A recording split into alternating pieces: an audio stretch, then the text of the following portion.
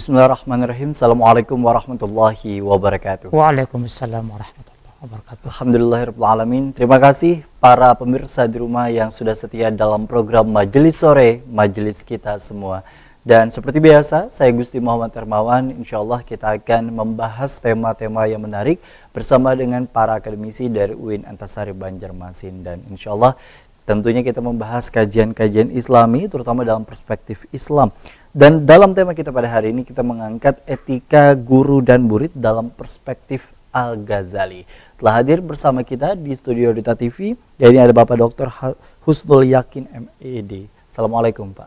Waalaikumsalam warahmatullahi Sehat Pak ya? Alhamdulillah. Alhamdulillah, Sehat. Masya Allah. Dan pada kesempatan kali ini kita membahas etika guru dan kemudian juga murid. Kalau kita maknai guru dan juga murid ini sendiri kan banyak cakupannya ya Pak ya? Iya. Bukan hanya di dalam ranah profesional atau ranah formal begitu antara guru di sekolah misalnya dengan siswa-siswinya atau para dosen dengan para mahasiswa-mahasiswinya atau bahkan mungkin dimaknai sebagai guru atau alim ulama yang kita biasanya ikut-ikut kajian-kajian atau pengajian-pengajian yang ada di titik-titik daerah masing-masing dan diikuti oleh para jemaahnya. Iya. Dan tentunya juga kalau dalam tema kali ini, mungkin apa yang ingin disampaikan terlebih dahulu Pak, sebagai pembuka, terutama seputar tema yang kita akan angkat. Baik, terima kasih. Assalamualaikum warahmatullahi wabarakatuh. Waalaikumsalam. Bismillahirrahmanirrahim. Alhamdulillahirabbil alamin. Wassalatu wassalamu ala asyrafil anbiya wal mursalin wa ala alihi wasahbihi ajma'in, amma ba'du. Para pemirsa di rumah rahimakumullah, alhamdulillah pagi ini kita bisa kembali bertemu untuk membahas satu tema yang kami kira sangat penting untuk kita sama-sama pelajari, kita pahami, itu tentang etika guru dan murid. Tapi kami mencoba untuk lebih spesifik mengangkatnya dari perspektif Imam Al-Ghazali. Nah, kenapa? Karena etika ini kami lihat sekarang sudah mulai sedikit terabaikan ya, sehingga kemudian muncul beberapa hal yang kita tidak inginkan. Nah, sedikit kami ingin sampaikan kepada pemirsa semuanya di rumah bahwa etika ini di dalam kamus ya itu disebut dengan pengertian ilmu tentang apa yang baik dan apa yang buruk. Itu satu ya. Yang kedua juga bisa kita katakan kumpulan asas atau nilai yang berkenaan dengan akhlak. Nah, jadi artinya apa? Artinya ada beberapa asas yang mesti kita pahami sebagai etika yang mesti dipegang oleh si guru, demikian juga oleh si murid. Nah, Al-Ghazali sendiri sebenarnya nama lengkapnya adalah Abu Hamid bin Muhammad bin Ahmad Al-Ghazali, lahir di Tus, kota kecil di Khurasan, Iran, tahun 450 Hijriah. Wafat tahun 505 Hijriah dalam usia 54 tahun. Jadi sangat muda sebenarnya dalam konteks sekarang, tapi luar biasa kontribusi beliau dalam bidang keilmuan, terutama kampung kelahirannya bernama Ghazalah ya, sehingga beliau bergelar Al-Ghazali atau nama singkatnya adalah Imam Al-Ghazali. Kitab yang terkenal bernama Ihya Ulumuddin. Nah, kebetulan kita membahasnya dari perspektif Al-Ghazali yang terdapat dalam kitab Ihya Ulumuddin ini Pak.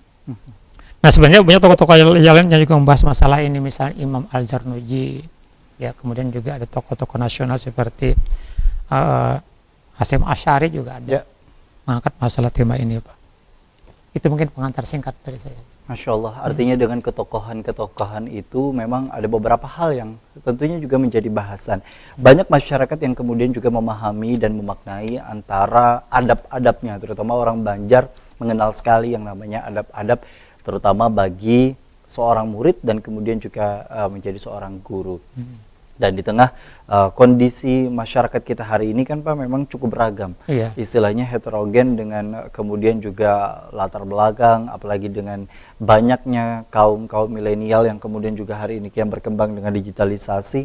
Sebenarnya sejauh mana sebenarnya kalau diajarkan dalam perspektif Imam Al-Ghazali untuk menjadi seorang murid terlebih dahulu? Kebetulan saya mencoba untuk mengangkat dari sisi guru dulu, Pak. Oke. Karena guru ini menjadi sentral Baik. yang akan menentukan bagaimana nanti perilaku si murid. Oke.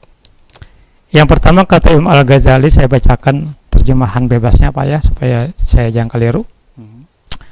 Seorang guru hendaknya memiliki rasa kasih sayang kepada murid-muridnya sebagaimana ia memiliki rasa kasih sayang kepada anak-anaknya sendiri. Nah, ini saya kira tugas yang mesti kita pahami secara mendalam ya.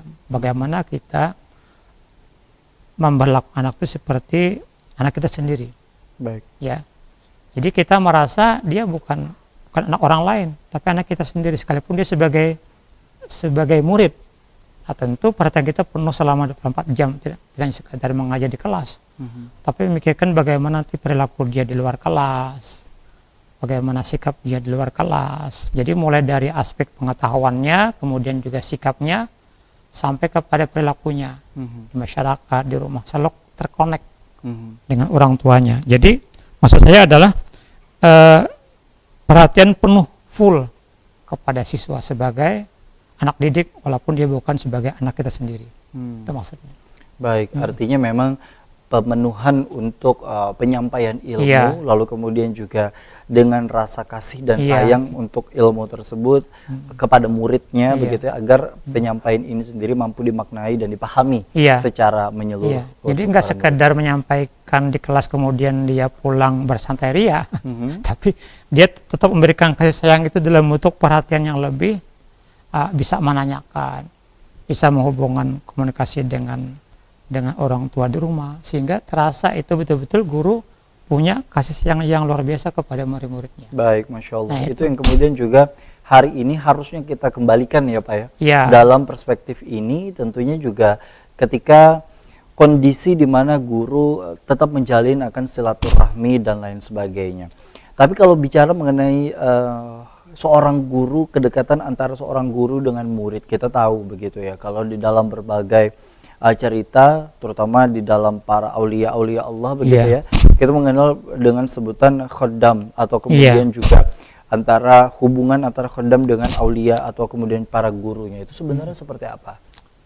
Ya, jadi kan guru murid ini satu paket sebenarnya ya. Sebenarnya. Satu paket, bahkan dalam beberapa pernyataan ulama dulu disebutkan man 'allamaka harfan fawa abuka. Siapapun yang mengajari kamu sekalipun hanya satu huruf, maka dia adalah ayah kamu. Luar biasa. Jadi guru itu seperti ayah oleh si peserta didik. Nah, karena itu maka juga seorang guru mesti memberikan kasih sayang kepada anak sebagaimana dia memberikan kasih sayang kepada anaknya sendiri. Masya Allah. Sangat dekat sekali hubungannya itu, Pak, antara guru dengan si anak itu. Seperti orang tua dengan anaknya sendiri. Baik, jadi hubungan antara guru dengan murid dianalogikan layaknya kedekatan antara seorang ayah dengan anaknya. Ya, jadi maka yang kedua yang saya perlu kasih garis bawahi adalah guru hendaknya tidak alpa dalam memberikan nasihat kepada murid-muridnya. Nah, lagi dalam konteks sekarang ini kan, jadi sekali hal-hal. Jadi bukan hanya penyampaian materi. Betul. Tapi ada nasihat. Ada sela-sela yang dimana dia memberikan nasihat kepada anak-anaknya. Nah, terutama kalau kita lihat pada poin 3 itu adalah seorang guru hendaknya mampu mencegah murid-muridnya dari berbagai dekadensi moral dengan cara yang halus seperti sindiran misalnya. Nah, ini ketika dia memberikan nasihat itu bisa tersampaikan. So, kalau ketika mengajar mungkin terbatas oleh jam, Betul. oleh materi, tapi ketika dia memberikan nasihat, nah disitulah terasa kedekatan itu semakin terasa. Masya Allah. Artinya dengan nasihat yang kemudian juga diberikan, walaupun memang tidak berdampak secara spontan, benar. secara instan, tapi kemudian juga itu diharapkan istilahnya menggugurkan kewajiban bagi seorang guru untuk menyampaikan apa yang benar dan apa yang mungkin salah. Gitu. Saya kira dalam sekarang ini sudah mulai berkurang, Pak, karena guru fokus kepada bahan ajar, menyampaikan supaya terpenuhi kurikulum, sehingga faktor-faktor nasihat kadang-kadang terabaikan.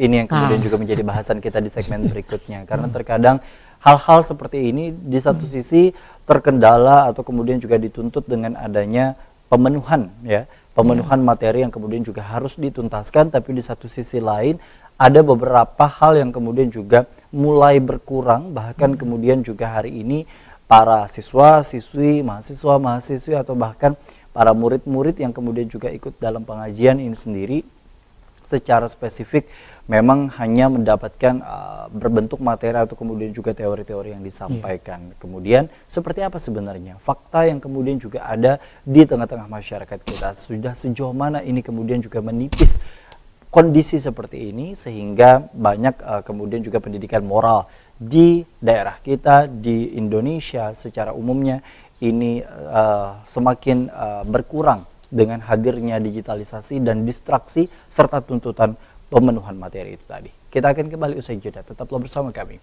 dalam program Majelis Sore Majelis Kita Semua.